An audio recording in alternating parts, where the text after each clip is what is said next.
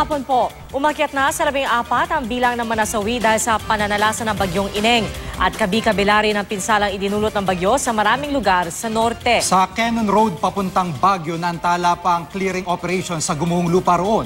Nakatutok doon live si Cedric Castillo. Cedric. Yes, Jiggy Pia, 24 oras na ang clearing operations na isinasagawa ng DPWH sa gumuhong lupa sa Cannon Road. Yun nga lang, makailang beses na itong naantala dahil sa patuloy na pagbuhos ng ulan. Sa malawak na bahagi ng bundok sa barangay Wabak, Camp 7 ng Cannon Road na natapyas dahil sa walang tigil na pag-ulan, hindi lang heavy equipment at mga gumugulong na tipak ng bato at putik ang nahagip ng aming kamera. Ang lalaking ito, animoy nakipagbuno sa dambuhalang guho.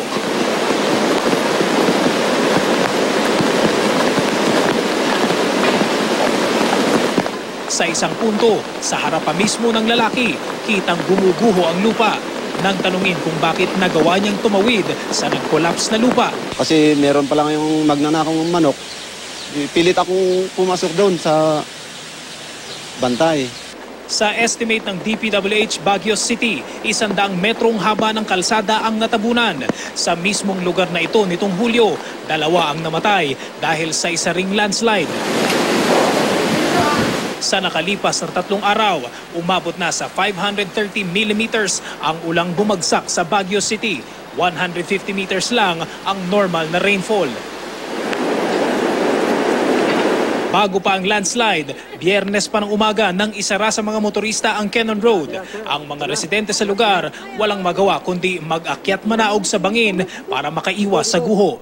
Delikado, madulas. Kailangan dahan-dahan lang. Araw-araw, papasok ka. Maaga ka alis para makapasok.